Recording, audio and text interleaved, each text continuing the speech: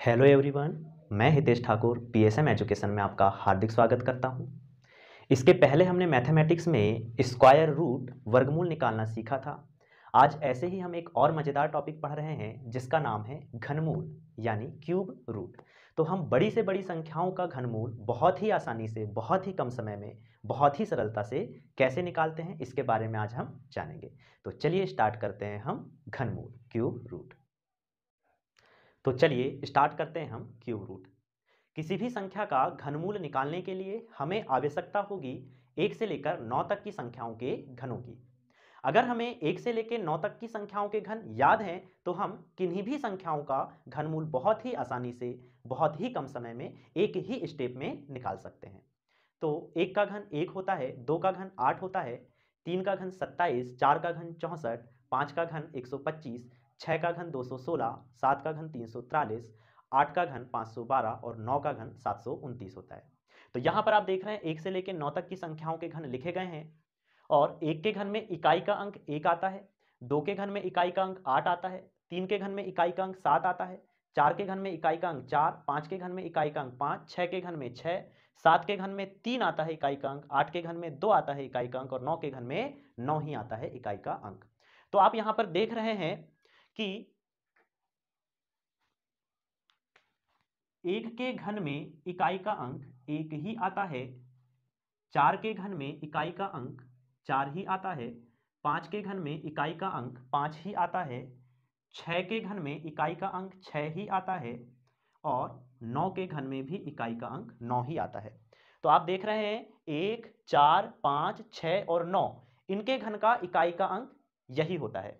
लेकिन 2 के घन में इकाई का अंक 8 आता है और 3 के घन में इकाई का अंक 7 आता है, 7 के घन में इकाई का अंक 3 आता है और 8 के घन में इकाई का अंक 2 आता है। यानी इन 4 संख्याओं को छोड़कर बाकी सभी संख्याओं का इकाई का अंक वही होता है। सिर्फ 2 के घन में 8 आता है तो 8 के घन में 2 आता है, 3 के घन में इकाई का अंक 7 आता है तो 7 के घन में इकाई का अंक 3 आता है। तो आप इनका पेयर बना सकते हैं और याद कर सकते हैं कि 2 के घन में इकाई का अंक 8 आता है तो 8 के घन में इकाई का अंक 2 आता है, 3 के घन में इकाई का अंक 7 आता है तो 7 के घन में इकाई का अंक 3 आता है।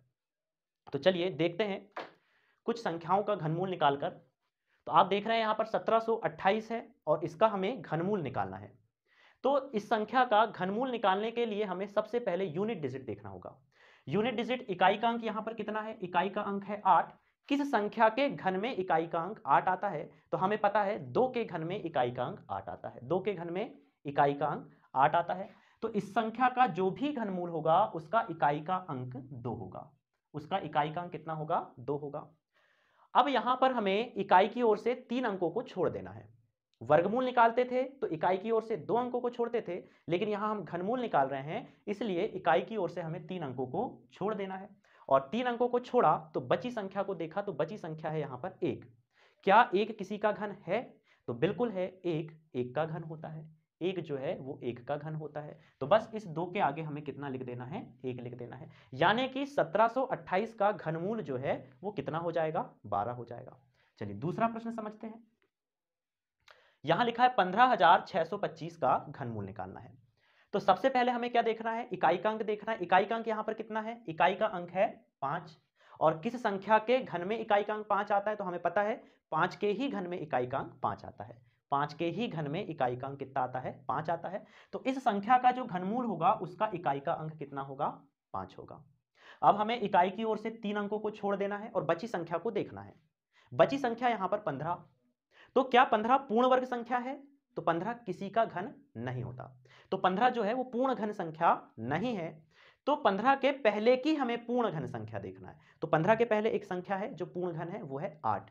15 के पहले एक पूर्ण घन संख्या होती है 8, जो किसका घन है?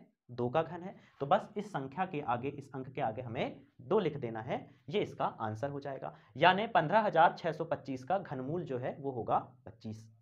चलिए दूसरा प्रश्न समझते हैं। 74,088 का घनमूल निकालना है। तो इसका इकाई का अंक देखेंगे हम। इकाई का अंक इसमें है 8।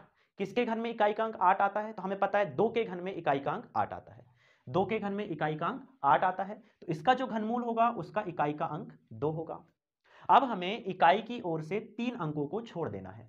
3 अंकों को छोड़ा और बची संख्या देखा, बची संख्या है 74।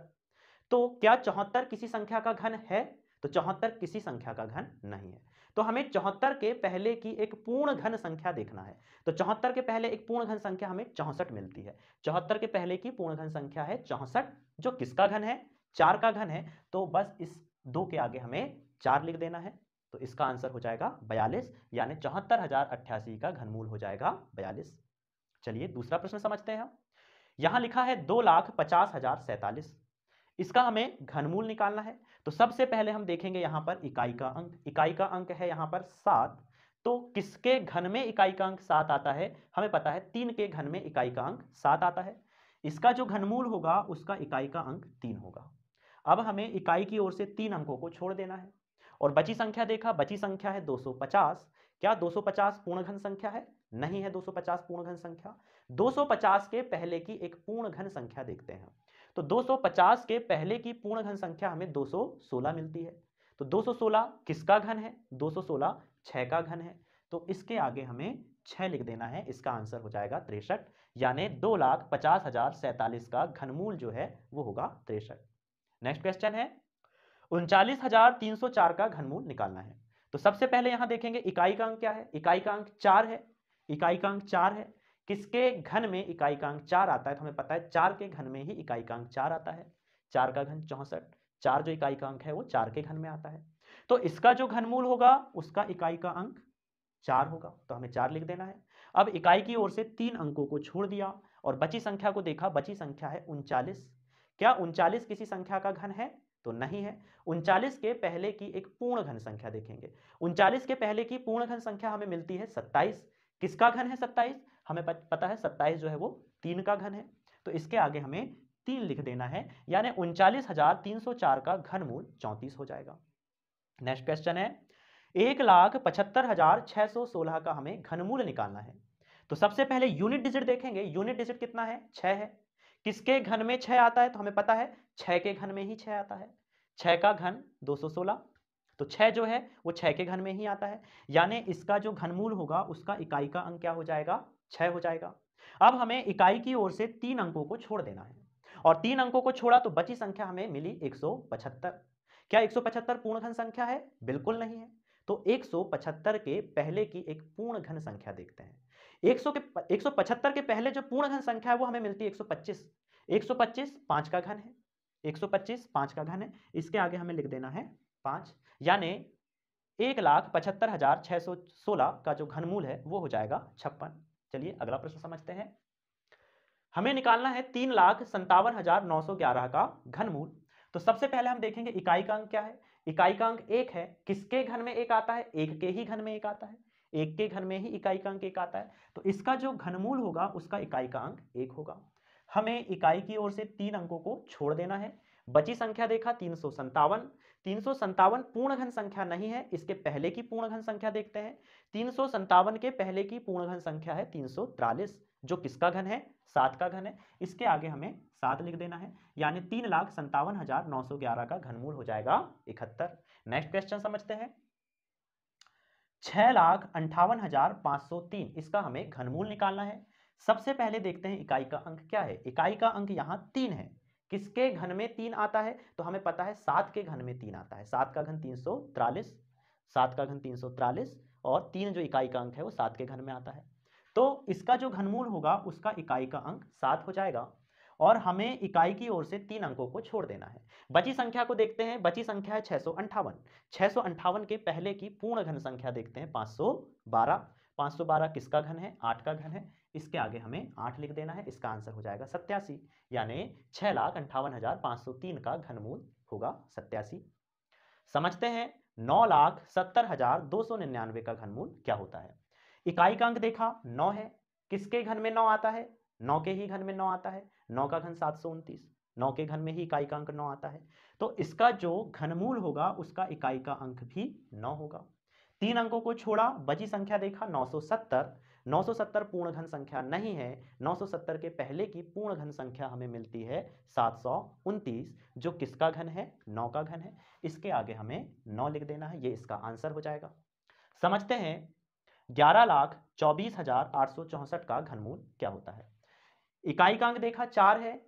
4 इकाई का अंक किसके घन में आता है? 4 के ही घन में आता है। 4 का घन 64, 4 इकाई का अंक 4 के घन में आता है। तो इसका जो घनमूल होगा उसका इकाई का अंक 4 होगा। अब हमें इकाई की ओर से 3 अंकों को छोड़ देना है और बची संख्या देखा 1124। 1124 किसी संख्या का घन नहीं है, तो 1124 के पहले की एक पूर्ण घन संख्या देखते हैं। 1124 के पहले की पूर्ण घन संख्या है 1000, जो किसका घन है? 10 का घन है। तो इसके आगे हमें 10 लिख देना है, यानी 11,24,864 का घनमूल 104 होगा। समझते हैं 15,20,875 का घनमूल क्या होता है। इकाई का अंक देखा 5 है, 5 के घन में ही इकाई का अंक 5 आता है, तो इसका जो घनमूल होगा उसका इकाई का अंक भी 5 होगा। 3 अंकों को छोड़ा और बची संख्या देखा 1520। 1520 किसी संख्या का घन नहीं है। 1520 के पहले की पूर्ण घन संख्या देखते हैं। 1520 के पहले की पूर्ण घन संख्या हमको मिलती है 1331, जो किसका घन है? 11 का घन है। इसके आगे हमें 11 लिख देना है, ये इसका आंसर हो जाएगा। समझते हैं 16,85,159 का घनमूल क्या होता है। सबसे पहले इकाई का अंक देखा, इकाई का अंक क्या है? 9 है, और हमें पता है 9 के घन में ही इकाई का अंक 9 आता है। 9 के घन में ही इकाई का अंक 9 आता है, तो इसके घनमूल का इकाई का अंक भी 9 होगा। हमें इकाई की ओर से 3 अंकों को छोड़ देना है। बची संख्या 1685, जो किसी का घन नहीं है, लेकिन 1685 के पहले की एक पूर्ण घन संख्या अगर हम देखें तो 1685 के पहले की पूर्ण घन संख्या है 1331, जो 11 का घन है। इसके आगे हमें 11 लिख देना है। तो 16,85,159 का घनमूल 119 होगा। इस तरीके से हम कितनी ही बड़ी संख्या क्यों ना हो, उसका घनमूल बहुत ही आसानी से बहुत ही कम समय में निकाल सकते हैं।